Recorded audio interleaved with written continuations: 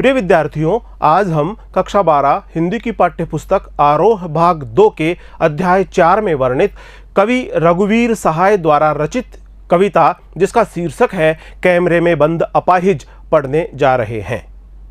कवि रघुवीर सहाय का जन्म उत्तर प्रदेश के लखनऊ में हुआ। आपका जन्म सन 1929 ईस्वी में हुआ।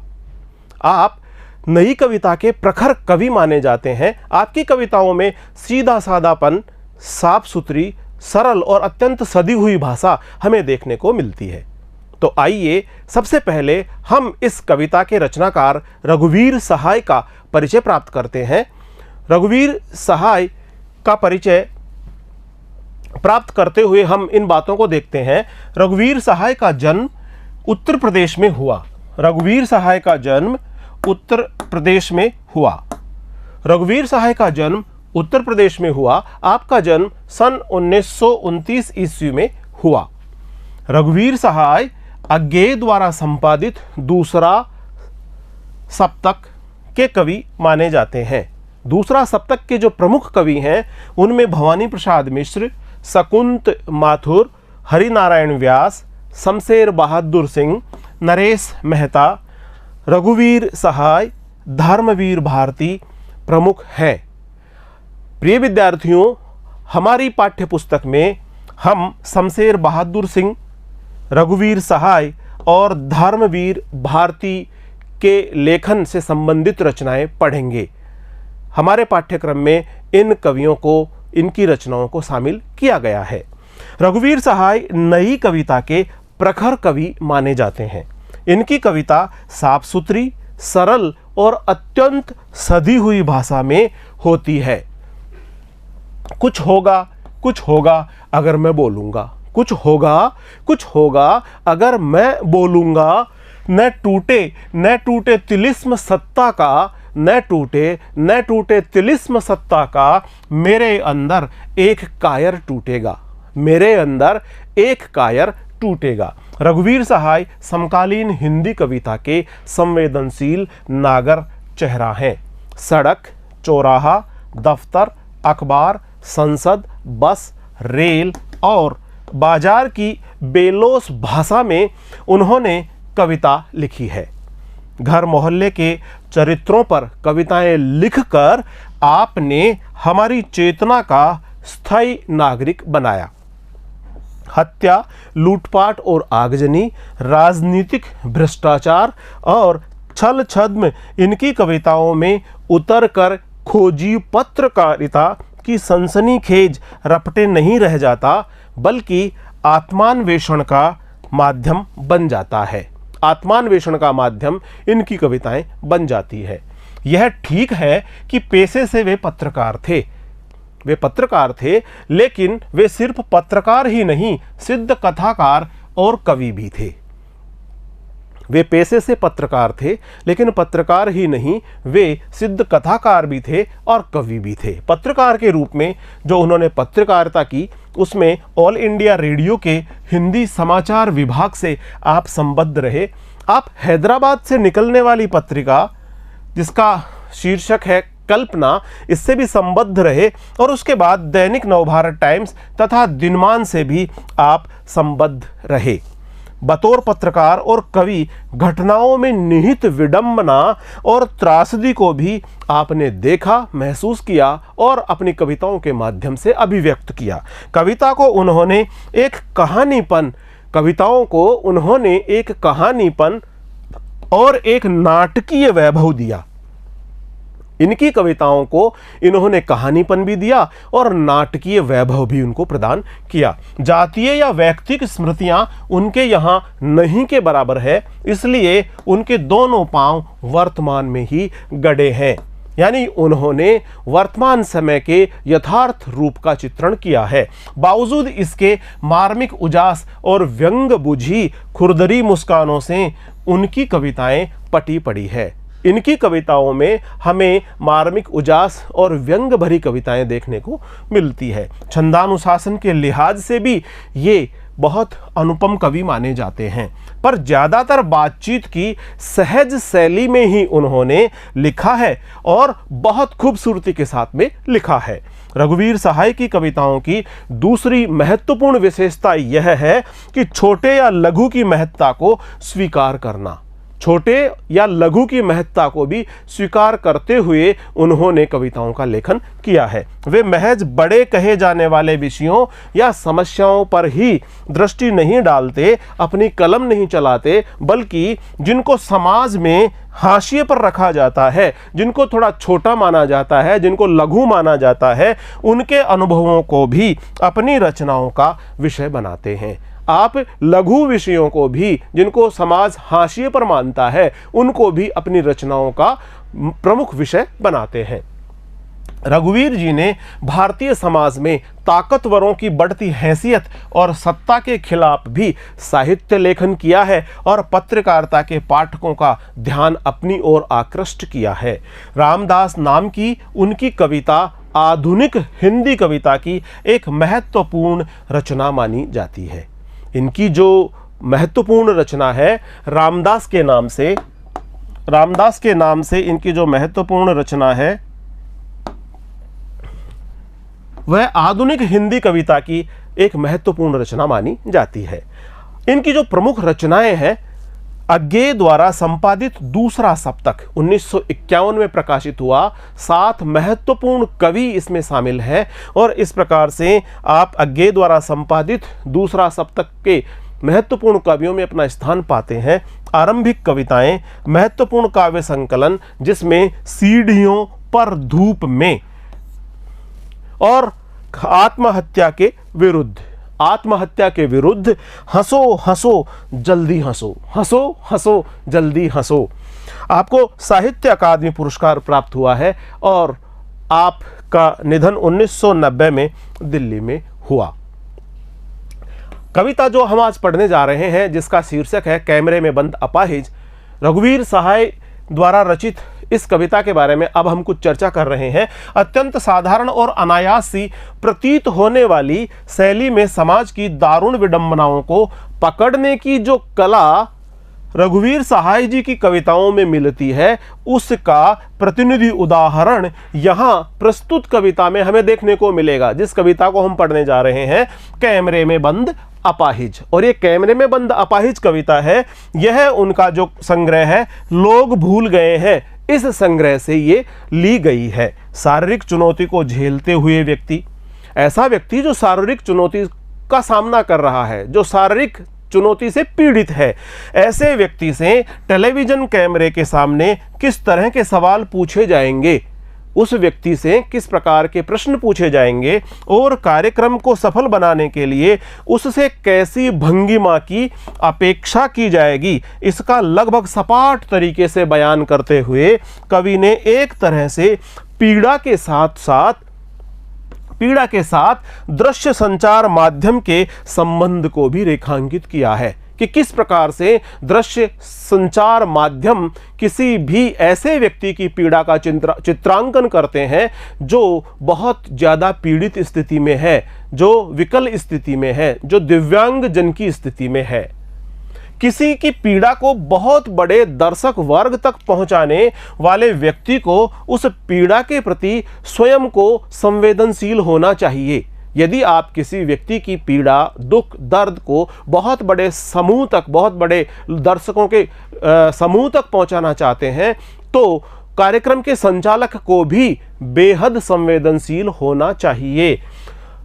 व्यक्ति को उस पीड़ा के प्रति स्वयं संवेदनशील होने और दूसरों को संवेदनशील बनाने का दावेदार होना चाहिए। लेकिन विडंबना यह है कि आप जब पीड़ित व्यक्ति के दुख, दर्द और उसको कष्ट को जब पर्दे पर उभारने का प्रयास करते हैं, तब आप कारोबारी दबाव में आ जाते हैं। आप कारोबारी दबाव के तहत आपका रवैया संवेदनहीन हो जाता है। कारोबारी दबाव के तहत आप संवेदनाओं को छोड़ देते हैं। आपका जो तरीका है, आपका व्यवहार है, वह संवेदनहीन हो जाता है। रघुवीर सहाय जी की यह कविता टेलीविजन स्टूडियो के भीतर की दुनिया को उभारती जरूर है, टेलीविजन स्टूडियो के माध्यम से दुख, दर्द, पीड़ा बेचने का जो प्रयास है उसको तो उभारती है। साथ ही साथ यह आवश्यक नहीं है कि इसे सिर्फ टेलीविजन के माध्यम से ही जोड़कर देखा जाए। इस कविता के माध्यम से अपनी व्यंजना में यह कविता हर ऐसे व्यक्ति की ओर इशारा करती है, यह कविता हर ऐसे व्यक्ति की ओर संकेत करती है जो दुख, दर्द, यातना, वेदना को बेचना चाहता है, जो दुख, दर्द, यातना, वेदना, पीड़ा, करुणा को बेचकर धन अर्जन करना चाहता है। इस कविता को शारीरिक चुनौती झेलते लोगों के प्रति संवेदनशील नजरिया अपनाने के लिए प्रेरित करते पाठ के रूप में भी देखा जा सकता है। इसके लिए कवि ने धुर संवेदनहीनता को रेखांकित करने का तरीका अपनाया है। वह दिखलाता है कि किस तरह करुणा जगाने के मकसद से शुरू हुआ कार्यक्रम पूरी तरह से क्रूर बन जाता है।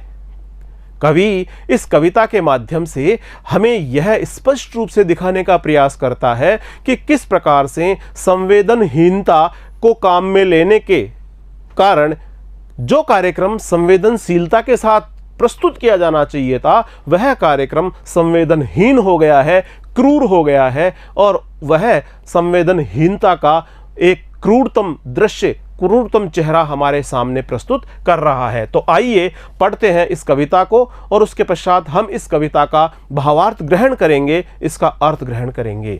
कैमरे में बंद अपाहिज, और इस कविता के रचनाकार है रघुवीर सहाय।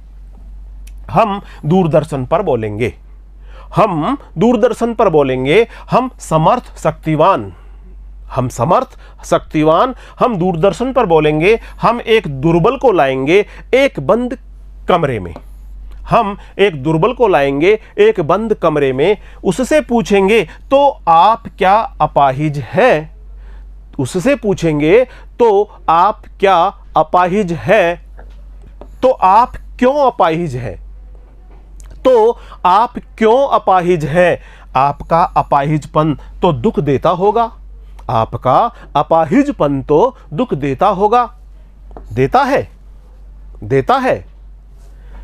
कैमरा दिखाओ इसे बड़ा बड़ा, कैमरा दिखाओ इसे बड़ा बड़ा। हां तो बताइए आपका दुख क्या है, जल्दी बताइए। वह दुख बताइए, बता नहीं पाएगा, वह दुख बताइए, बता नहीं पाएगा। सोचिए बताइए, सोचिए बताइए आपको अपाहिज होकर कैसा लगता है, सोचिए बताइए आपको अपाहिज होकर कैसा लगता है। कैसा यानी कैसा लगता है, कैसा यानी कैसा लगता है। हम खुद इशारे से बताएंगे कि क्या ऐसा, हम खुद इशारे से बताएंगे कि क्या ऐसा। सोचिए बताइए, सोचिए बताइए, थोड़ी कोशिश करिए, यह अवसर खो देंगे, यह अवसर खो देंगे। आप जानते हैं कि कार्यक्रम रोचक बनाने के वास्ते, आप जानते हैं कि कार्यक्रम रोचक बनाने के वास्ते हम पूछ पूछ कर उसको रुला देंगे, हम पूछ पूछ कर उसको रुला देंगे। इंतजार करते हैं आप भी उसके रो पड़ने का, इंतजार करते हैं आप भी उसके रो पड़ने का। करते हैं, करते हैं, यह प्रश्न पूछा नहीं जाएगा।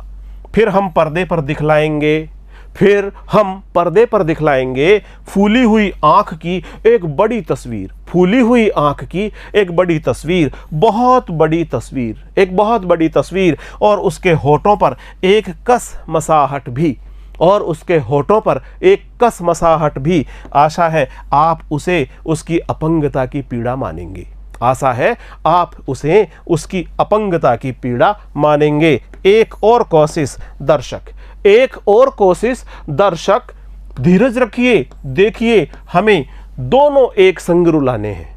दर्शक धीरज रखिए, हमें दोनों एक संग रुलाने हैं, आप और वह दोनों, आप और वह दोनों। कैमरा बस करो, कैमरा बस करो, नहीं हुआ रहने दो, कैमरा बस करो, नहीं हुआ रहने दो। पर्दे पर वक्त की कीमत है, पर्दे पर वक्त की कीमत है। अब मुस्कुराएंगे हम, अब मुस्कुराएंगे हम। आप देख रहे थे सामाजिक उद्देश्य से युक्त कार्यक्रम, आप देख रहे थे सामाजिक उद्देश्य से युक्त कार्यक्रम, बस थोड़ी ही कसर रह गई। धन्यवाद। और इस कविता का अब हम भावार्थ समझते हैं, अर्थ ग्रहण करते हैं। इस कविता में कवि किस प्रकार से अपने भावों को अभिव्यक्त कर रहा है। कैमरे में बंद अपाहिज शीर्षक से कविता हम पढ़ने जा रहे हैं और इसकी प्रारंभिक पंक्तियां हैं, हम दूरदर्शन पर बोलेंगे, हम समर्थ शक्तिवान, हम एक दुर्बल को लाएंगे एक बंद कमरे में।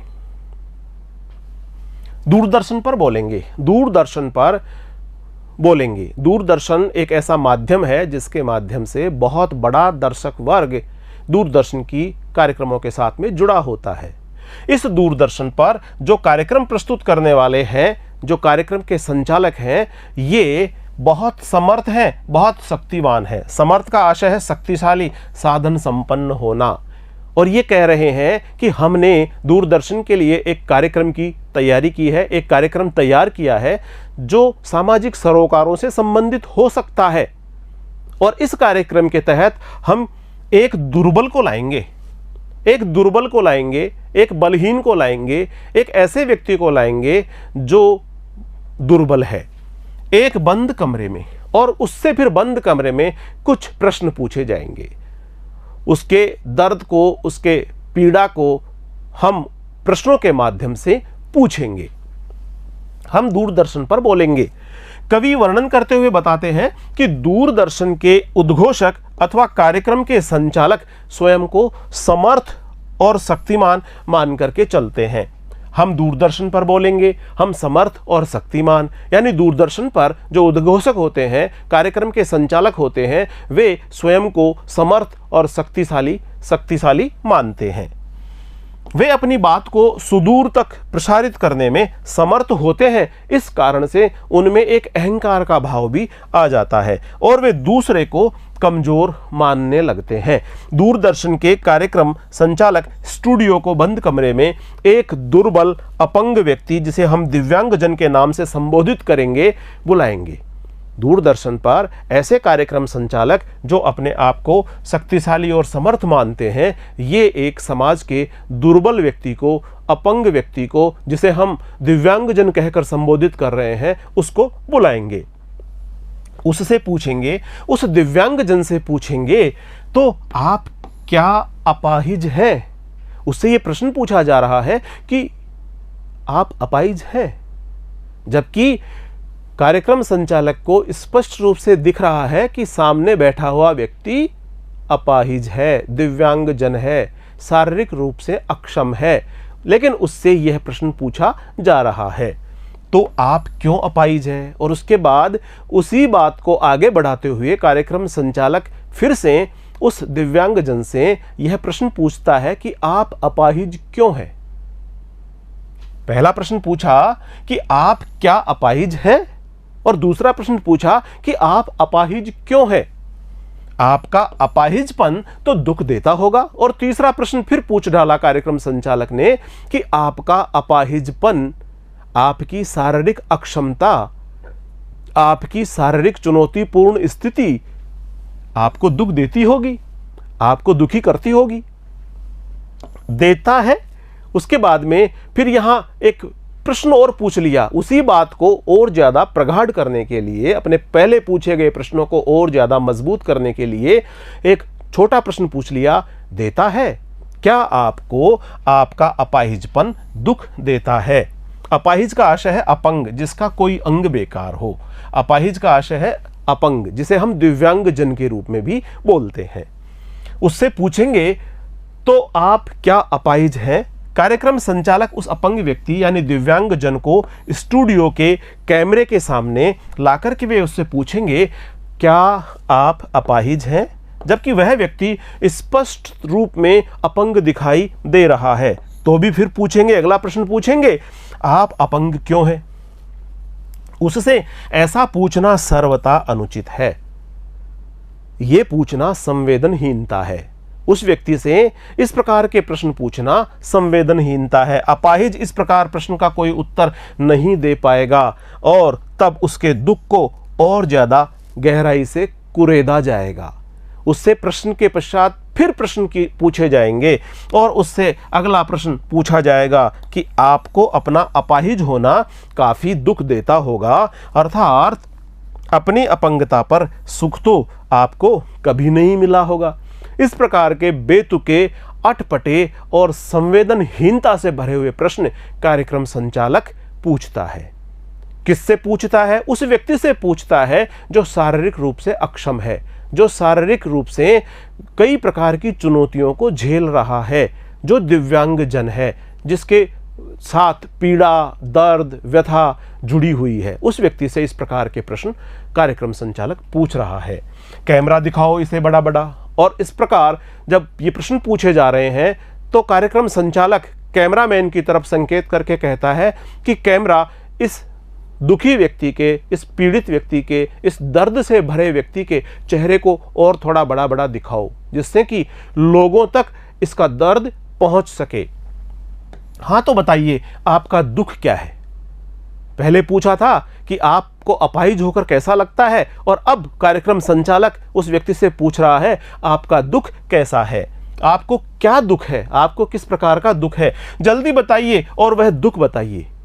जल्दी से बताइए और वह दुख बताइए कि आपको क्या दुख है। बता नहीं पाएगा। लेकिन वह पीड़ित व्यक्ति जो इन प्रश्नों का सामना कर रहा है, वो जिसकी मनः स्थिति इन प्रश्नों का उत्तर देते समय शब्दों को तलाश नहीं कर पा रही है, अपनी भावनाओं को वो अभिव्यक्त नहीं कर पा रहा है, हाँ उसके चेहरे पर इस प्रकार के भाव बन रहे हैं, इस प्रकार का भाव और भंगिमा उसकी बन रही है, लेकिन उसके बावजूद भी वह बता नहीं पाएगा, वह इसका उत्तर नहीं दे पाएगा। कैमरा दिखाओ इसे बड़ा बड़ा। कार्यक्रम संचालक द्वारा इस तरह पूछने के साथ ही कैमरामैन को यह निर्देश दिया जाता है कि पीड़ित व्यक्ति के चेहरे को और अधिक बड़ा करके कैमरे पर दिखाओ। जब कैमरामैन उसके चेहरे को कैमरे के सामने लाकर उसकी अपंगता को स्पष्ट रूप से दिखाएगा, तब कार्यक्रम का संचालक पुनः उत्तेजित होकर अपंग व्यक्ति से पूछेगा, जल्दी से बताइए आपका दुख क्या है, जल्दी से बताइए आपका दुख क्या है। आप अपने दुख, दर्द और पीड़ा के बारे में सभी दर्शकों को बताइए। परंतु वह व्यक्ति अपने दुख के बारे में कुछ नहीं बताएगा, बता नहीं पाएगा। वह व्यक्ति अपने दुख के बारे में कुछ नहीं बताएगा, बता नहीं पाएगा। सोचिए, बताइए आपको अपाहिज होकर कैसा लगता है। जब वो व्यक्ति बता नहीं पाएगा, इन प्रश्नों का सामना करते हुए उसका मन अंदर से बहुत बेचैन हो रहा है, मन अंदर से बहुत व्याकुल हो रहा है, उसकी व्यथा बढ़ गई है, उसका दर्द बढ़ गया है, उसके हृदय की पीड़ा बढ़ गई है, और वो इसी प्रकार से अपनी इस प्रकार की मन स्थिति में है। सामने कार्यक्रम संचालक उससे फिर जोर जबरदस्ती से प्रश्न पूछ रहा है, सोचिए, दिमाग पर थोड़ा जोर डालिए, सोचिए और बताइए आपको अपाहिज होकर कैसा लगता है। उससे ये पूछा जा रहा है कि आप अपाहिज होकर कैसा महसूस करते हैं। इस प्रकार का क्रूरतम और संवेदनहीन प्रश्न जब वह व्यक्ति सुनता है, वह दिव्यांग व्यक्ति सुनता है, तो उसकी मनस्थिति किस प्रकार की हो जाएगी, हम सब इसका अनुभव कर सकते हैं। सोचिए, बताइए आपको अपाहिज होकर कैसा लगता है। यहाँ पर एक दिव्यांग व्यक्ति जो व्हील चेयर पर बैठे हैं हमें देखने को मिल रहे हैं, और सामने एक कैमरा लेकर और एक माइक लेकर के ये व्यक्ति जो कार्यक्रम का संचालक है इनसे प्रश्न कर रहे हैं।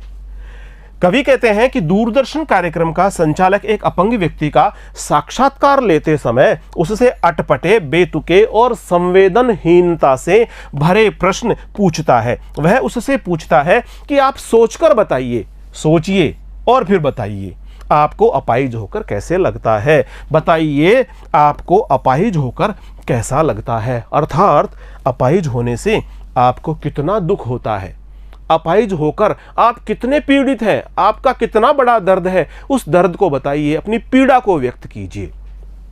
कैसा यानी कैसा लगता है, और उनके दर्द को और कुरेदता है। और कार्यक्रम संचालक उनसे फिर कुछ इशारे करके पूछता है, यानी हम खुद इशारे से बताएंगे, क्या आपको ऐसा ऐसा लगता है, क्या आपकी हृदय की पीड़ा आपको इस प्रकार की लगती है। कवि कहते हैं कि यदि वह अपाहिज, यदि वह दिव्यांगजन कोई उत्तर नहीं देता, तो कार्यक्रम का संचालक स्वयं कष्ट का अभिनय करते हुए, संकेत करते हुए बताता है, इशारे करता है, और वह इस तरह का प्रकट करता है, वह इस प्रकार का इस प्रकार के इशारे करता है कि उस व्यक्ति को इस प्रकार का व्यक्त करने का एक मौका मिल जाए, यानी वह उस कार्यक्रम संचालक के द्वारा किए जा रहे इशारों की पुनरावृत्ति कर सके, उनके अनुसार ही अपने दर्द को व्यक्त कर सके। इसलिए वह अपने संकेतों को उस पीड़ित व्यक्ति के मन में ठूंस करके उससे वह सब संकेत करवाना चाहता है। कैसा, यानी कैसा लगता है, सोचिए, बताइए, थोड़ी और कोशिश कीजिए, थोड़ी और कोशिश कीजिए। अपनी पूरी ताकत लगा देता है कार्यक्रम संचालक उस दिव्यांगजन की पीड़ा को बाहर निकलवाने के लिए, उसकी पीड़ा को बाहर अभिव्यक्त करवाने के लिए। उससे फिर कहता है सोचिए, बताइए, थोड़ी कोशिश कीजिए, थोड़ा प्रयास कीजिए। ये जो पीड़ित व्यक्ति है और ये कार्यक्रम के संचालक हैं। कार्यक्रम का संचालक पूरी कोशिश कर रहा है, पूरा जोर लगा रहा है इस पीड़ित व्यक्ति के दर्द को बाहर निकालने के लिए। और वो अगला प्रश्न कर रहा है कि सोचिए, विचार कीजिए, बताइए, थोड़ी और कोशिश कीजिए। और उसके पश्चात जब वो पीड़ित व्यक्ति अपने हृदय के भावों को व्यक्त नहीं कर पाता, उसकी मनस्थिति अंदर ही अंदर बहुत ज़्यादा खराब हो जाती है, उसको वो शब्द नहीं मिल पाते जिसके माध्यम से वो अपनी बात कहे। हाँ, उसके मुख पर तो उस पीड़ा का जो भाव है, पीड़ा की कसमसाहट है, पीड़ा की छटपटाहट है, सब कुछ दिखाई पड़ रहा है, लेकिन शब्द उसके साथ नहीं जुड़ पा रहे हैं। ऐसी स्थिति में यह अवसर खो देंगे। संचालक अब पीड़ित को इस प्रकार से कहना चाहता है, मानो वो ये कह रहा हो कि आप ये अवसर खो देंगे। आप आज दूरदर्शन के सामने आए हैं, दूरदर्शन के माध्यम से आपको पीड़ा बताने का मौका मिला है, अपनी पीड़ा को बहुत सारे लोगों के साथ बांटने का मौका मिला है। आप यदि नहीं बताएंगे तो इस अवसर को खो देंगे, यह अवसर खो देंगे, अपनी पीड़ा को अभिव्यक्त करने का अवसर आप खो देंगे। सोचिए, बताइए। कार्यक्रम संचालक दिव्यांग जन से कहता है कि थोड़ा सोचिए, थोड़ा सोचकर बताइए, आप थोड़ी कोशिश कीजिए और अपनी पीड़ा से, अपने दुख से, अपने दर्द से लोगों को परिचित कराइए। आपको अपनी पीड़ा बहुत सारे लोगों को, यानी हमारे कार्यक्रम के सभी दर्शकों को आपको ये पीड़ा बताने का बहुत अच्छा अवसर मिला है। आपको पता ही है कि इस समय आप दूरदर्शन पर अपना कार्यक्रम प्रस्तुत कर रहे हैं। आपको पता ही है, उस दिव्यांगजन से कार्यक्रम के संचालक ये कह रहे हैं कि आपको पता ही है कि आप दूरदर्शन पर इस समय सजीव जीवंत आपका प्रसारण हो रहा है। इस समय दूरदर्शन पर बहुत सारे दर्शक आपको देख रहे हैं। अपना दर्द नहीं बताने से आप यह बेहतरीन मौका खो देंगे। आपको ऐसा मौका फिर संभवतया नहीं मिल पाएगा। ये अवसर आप खो देंगे। आप जानते हैं कि कार्यक्रम रोचक बनाने के वास्ते हम पूछ कर उसको रुला देंगे।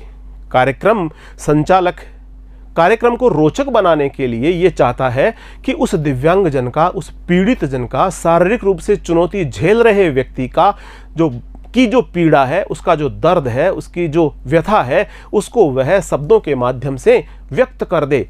और शब्दों के माध्यम से व्यक्त करने के साथ उसकी जो मनस्थिति बिगड़ेगी, पीड़ा का जो वो अनुभव करेगा, उसके नेत्र सजल हो जाएंगे, नेत्रों से अश्रुधारा बहने लगेगी, उसके नेत्रों से आंसुओं की धारा बहने लगेगी, वो रो पड़ेगा और इस प्रकार का जो दृश्य उत्पन्न होगा, तो कार्यक्रम का संचालक चाहता है कि इस प्रकार का दृश्य, उस दिव्यांगजन के रोने का दृश्य उपस्थित हो जाए।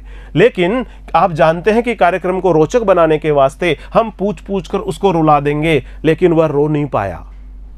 मन की स्थिति उसकी बहुत ज़्यादा खराब हो गई, उसे शब्द नहीं मिले, उसका हृदय भी भर आया, लेकिन उसका हृदय का जो आंखों का जो जल था वह आंसुओं के अंदर बह नहीं पाया, वह व्यक्ति रो नहीं पाया कैमरे के सामने। इंतजार करते हैं आप और हम भी उसके रो पड़ने का। साथ ही साथ कार्यक्रम का संचालक ये बात भी जोड़ देता है कि प्रिय दर्शकों, आप भी इस बात का इंतजार कर रहे हैं कि यह दिव्यांगजन अपनी पीड़ा की अभिव्यक्ति करे और इसकी पीड़ा को सुनकर के आप भी रो पड़े, ये भी रो पड़े और आप भी रो पड़े, दिव्यांगजन भी रो पड़े और दर्शक जो देख रहे हैं वो भी उसकी पीड़ा को अनुभव करके रो पड़े। करते हैं। साथ ही साथ ये प्रश्न और ज़्यादा पहले वाले प्रश्न को मजबूत करने के लिए कार्यक्रम संचालक पूछ बैठता है कि आप भी कार्यक्रम कर रहे हैं, आप भी इंतजार कर रहे हैं उसके रो पड़ने का, आप भी इंतजार कर रहे हैं उसके रो पड़ने का। करते हैं। पहले वाले प्रश्न को और ज्यादा बल देने के लिए ये प्रश्न फिर कार्यक्रम संचालक पूछ लेता है। ये प्रश्न पूछा नहीं जाएगा, लेकिन इस प्रश्न को पूछा नहीं जाएगा। इस प्रकार जो कोष्टक के अंदर यहाँ पर जो कविता के अंदर हम अलग अलग जगह कोष्टक में लिखे हुए शब्द देखते हैं, यह भी कवि ने एक विशेष प्रकार का प्रयोग किया है, इसे टेली ड्रामा कहते हैं, जो इस कविता को एक विशेष प्रकार से नाटकीय मंचन का स्वरूप प्रदान करता है। रोचक का आशय है दिलचस्प, रोचक का आशय है दिलचस्प। हम इस कार्यक्रम को रोचक बनाएंगे, दिलचस्प बनाएंगे। इंतजार, प्रतीक्षा, और हम इंतजार कर रहे हैं, प्रतीक्षा कर रहे हैं कि कब ये रो पड़ेगा। इन पंक्तियों के अंदर कवि कहते हैं कि कार्यक्रम का संचालक कार्यक्रम को रोचक बनाने के लिए रोचक बनाना चाहता है, और वो चाहता है कि अपाहिज व्यक्ति अपना दुख दर्द स्पष्टतया बता दे। इसलिए वे उससे बहुत सारे प्रश्न पूछ कर उसे रुला देंगे, उसकी पीड़ा को कुरेद लेंगे और वो पीड़ा की अभिव्यक्ति में रो पड़ेगा। इस प्रकार का विचार कार्यक्रम संचालक का है। उस समय दर्शक भी उस अपंग व्यक्ति के रोने का पूरा इंतजार करते हैं। जो भी व्यक्ति उस व्यक्ति को देख रहे हैं, वे भी उस व्यक्ति के दर्द, उसके पीड़ा, उसकी व्यथा को देखना चाहते हैं, क्योंकि दर्शक भी दूरदर्शन पर अपंग व्यक्ति के दुख दर्द को उसके मुख से सुनना चाहते हैं। फिर हम पर्दे पर दिखलाएंगे फूली हुई आंख की एक बड़ी तस्वीर, एक बहुत बड़ी तस्वीर। कार्यक्रम संचालक कैमरामैन की तरफ संकेत करता है और फिर जो कैमरामैन है वह पर्दे पर दिखला रहा है एक फूली हुई आंख की एक बड़ी सी तस्वीर, एक बहुत बड़ी तस्वीर, जिसके माध्यम से वह दर्शकों तक उस पीड़ित व्यक्ति का दुख दर्द वेदना प्रस्तुत कर सके, अभिव्यक्त कर सके। कवि कहते हैं कि दूरदर्शन का कार्यक्रम संचालक यह प्रयास करता रहता है कि उसके बेहुदे और संवेदनशील प्रश्नों, जो संवेदनशीलता से दूर हैं ऐसे प्रश्न, उन प्रश्नों से अपाहिज रो रो कर अपनी पीड़ा व्यक्त कर देगा, और वह इस मार्मिक और करुणा से भरे हुए दृश्य का सजीव जीवंत प्रसारण करेगा। इसलिए वह अपाहिज की सूजी हुई आंखें बहुत बड़ी बड़ी करके दिखाता है।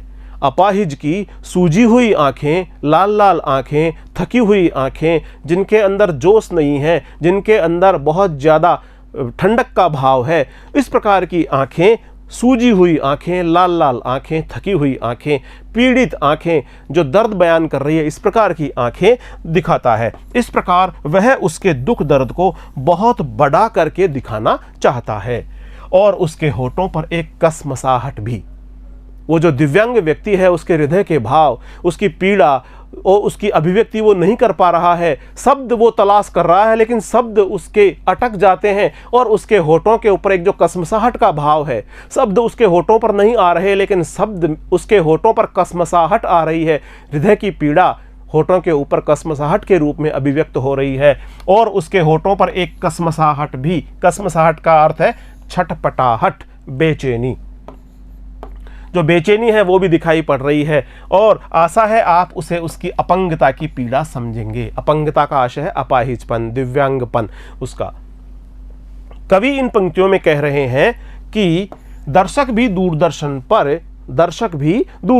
पर अपंग व्यक्ति के दुख दर्द को उसके मुख से सुनना चाहते हैं। कार्यक्रम संचालक उस अपाहिज के होठों की बेचैनी एवं लाचारी का दृश्य भी दिखाता है।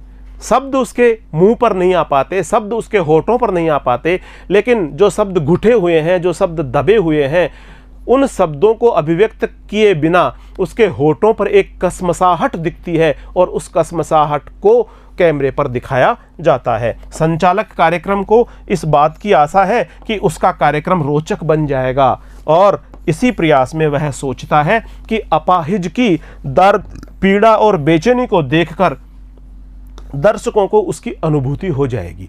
कार्यक्रम संचालक यह सोचता है कि इस पीड़ित व्यक्ति का दुख दर्द, पीड़ा, बेचैनी को देख करके जो उसके दर्शक वर्ग इस सारे कार्यक्रम को देख रहे हैं, उनका हृदय भी करुणा से भर जाएगा, पीड़ा से भर जाएगा, और इस प्रकार का विचार कार्यक्रम का संचालक कर रहा है। आशा है आप उसे उसकी अपंगता की पीड़ा मानेंगे।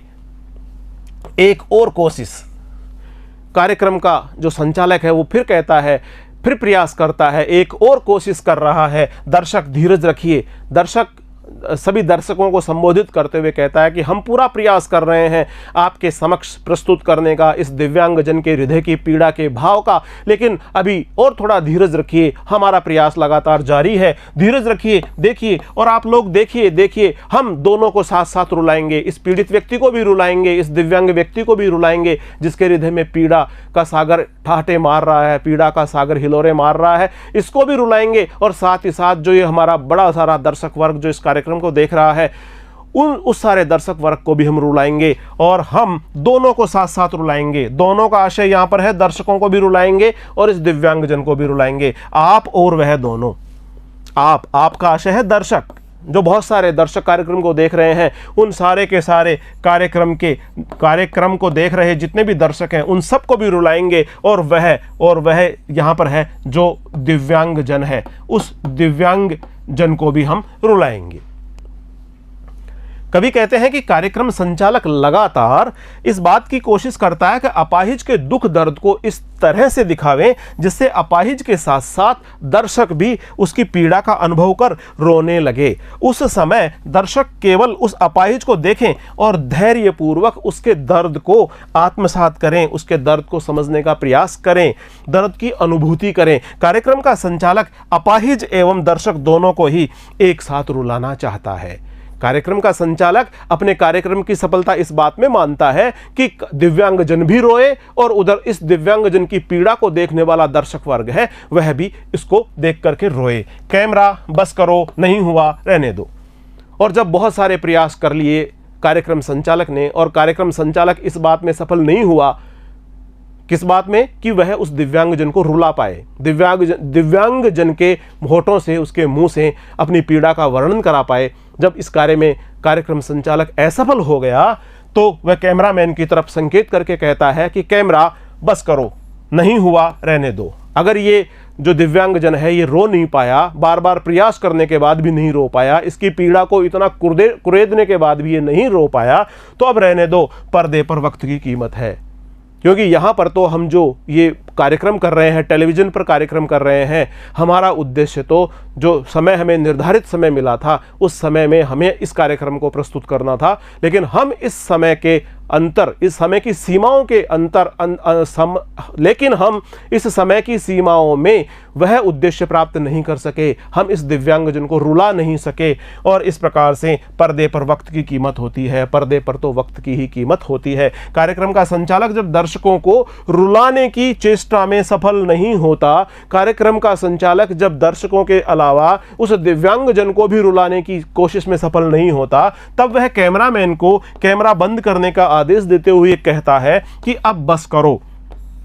यदि अपाहिज का दर्द पूरी तरह प्रकट न हो सका तो न सही, पर्दे का एक एक क्षण कीमती होता है। व्यावसायिक जो कारोबार दृष्टि है उस कार्यक्रम संचालक की, वो यहाँ पर प्रकट हो जाती है और वो कहता है कि पर्दे का एक एक क्षण कीमती होता है। व्यावसायिकता के जमाने में समय और धन के खर्च का ध्यान रखना ही पड़ता है। आशय यह है कि कार्यक्रम को दूरदर्शन पर प्रसारित करने में काफ़ी समय और धन भी व्यय होता है। पर्दे पर वक्त की कीमत है। अब मुस्कुराएंगे हम। और इस प्रकार कार्यक्रम को समाप्त करते हुए जो उसका कार्यक्रम को समाप्त कर रहे हैं कार्यक्रम के संचालक, और वो अब कह रहे हैं कि हमने बहुत कोशिश की पीड़ा को अभिव्यक्ति देने की, लेकिन हम पीड़ा को अभिव्यक्ति नहीं दे पाए, लेकिन अब समय आ गया है हमारे मुस्कुराने का। और आप देख रहे थे सामाजिक उद्देश्य से युक्त कार्यक्रम। और फिर जो कार्यक्रम के संचालक है वो ये वाक्य कहकर इस कार्यक्रम को समाप्त कर देते हैं कि आप देख रहे थे सामाजिक उद्देश्य से युक्त कार्यक्रम, बस थोड़ी ही कसर रह गई, बस थोड़ी ही कसर रह गई। जितना समय मिला था उस समय सीमा में हमने खूब प्रयास किया उस दिव्यांगजन की पीड़ा को उभार कर शब्दों के माध्यम से, आंसुओं के माध्यम से प्रकट करने का, लेकिन हम ऐसा नहीं कर पाए, बस थोड़ी ही कसर रह गई। धन्यवाद। और धन्यवाद कहकर कार्यक्रम को समाप्त कर दिया जाता है। कवि के अनुसार कार्यक्रम का संचालक कवि के अनुसार कार्यक्रम का संचालक अपाहिज के चेहरे से कैमरा हटवाकर अब दर्शकों को संबोधित करते हुए कहता है कि अभी आपने सामाजिक उद्देश्य की पूर्ति के लिए दिखाया गया कार्यक्रम प्रत्यक्ष रूप से देखा। इसका उद्देश्य अपाहिजों के दुख दर्द को पूरी तरह से संप्रेषित करना था, परंतु इसमें थोड़ी सी कमी रह गई, अर्थात अपाहिज के रोने का दृश्य हम आपको नहीं दिखा सके, दर्शक भी नहीं रो पाए। और जब हमने वो दृश्य हम नहीं दिखा पाए, उसकी पीड़ा को हम नहीं दिखा पाए, इससे दर्शक भी ठीक प्रकार से प्रभावित नहीं हुए, ठीक प्रकार से दर्शक भी नहीं रो पाए होंगे संभवतया। अगर दोनों एक साथ रो देते तो कार्यक्रम सफल हो जाता। कार्यक्रम का संचालक यहाँ यह सोचता है कि यदि दोनों रो पड़ते, दिव्यांगजन भी रो पड़ता और उस दिव्यांगजन की पीड़ा को देखकर दर्शक वर्ग भी रो पड़ता, तो उसका कार्यक्रम सफल माना जाता, तो कार्यक्रम सफल हो जाता। अंत में कार्यक्रम संचालक दर्शकों को धन्यवाद देता है और यह धन्यवाद मानो उसके संवेदनहीन व्यवहार पर एक व्यंग्य है। प्रिय विद्यार्थियों, इस काव्यांश में दूरदर्शन और मीडिया के कार्यक्रम संचालकों की कार्यशैली पर करारा व्यंग किया गया है कि वे व्यावसायिक कारोबार बढ़ाने के चक्कर में अपंगों यानी दिव्यांगजनों की मानवीय संवेदनाओं का ख्याल नहीं रखते और वे उनका लगातार तिरस्कार करते रहते हैं। ऐसा भी देखा गया है कि टेलीविजन पर सामाजिक सरोकारों के संबंधित कार्यक्रमों में, सामाजिक उद्देश्यों के कार्यक्रमों में बहुत सारे कार्यक्रम इस प्रकार के भी दिखाए जाते हैं जो समस्यात्मक तो होते हैं, लेकिन इसके बावजूद बेहद अटपटे होते हैं और बेतुके भी होते हैं। लोगों की पीड़ा, लोगों का दर्द व मानसिक व्यथा को बेचकर कार्यक्रम प्रभावी बनाने की ये प्रवृत्ति बहुत ज़्यादा चिंताजनक है, जो बहुतायत से देखने को मिलती है। बीच बीच में कोष्टकों में जो कथ्य दिया गया है, उस कथ्य को प्रभावी एवं स्पष्ट करने का प्रयास टेली ड्रामा शैली अपनाकर किया गया है। कोष्टक में जो शब्द दिए गए हैं उनके माध्यम से टेली ड्रामा शैली का भी उपयोग कवि ने किया है और इसमें अनुप्रास और आक्षेप अलंकार प्रयुक्त हुआ है। अनुप्रास अलंकार वहाँ होता है जब एक वर्ण की आवृत्ति बार बार हो, वहाँ पर हमें अनुप्रास अलंकार देखने को मिलता है। इसमें बिंबात्मकता देखी जा सकती है। बहुत सारे दृश्य हमने इसमें इस प्रकार के देखे, जैसे ही वो शब्द बोला गया और हमारे मन मस्तिष्क में उस प्रकार का एक दृश्य जीवंत हो उठा। इस प्रकार का बिंबात्मक भाव भी हमने कई जगह इसमें देखा है। संवाद शैली का सुंदरतम प्रयोग हुआ है। आपसी बातचीत का जो तरीका है कवि ने जो इसमें काम में लिया है, वो भी हमें देखने को मिलता है। इसकी भाषा तत्सम है, सहज है, सरल है और भावों के अनुकूल है। प्रिय विद्यार्थियों, आज हमने अध्याय 4 में कवि रघुवीर सहाय द्वारा रचित कविता कैमरे में बंद अपाहिज को बहुत अच्छी तरह से पढ़ा है, इसका भावार्थ ग्रहण किया है, इसका अर्थ ग्रहण किया है। इस कविता से संबंधित प्रश्नोत्तर लेकर हम अगले वीडियो में आपके समक्ष पुनः प्रस्तुत होंगे। तब तक नमस्कार।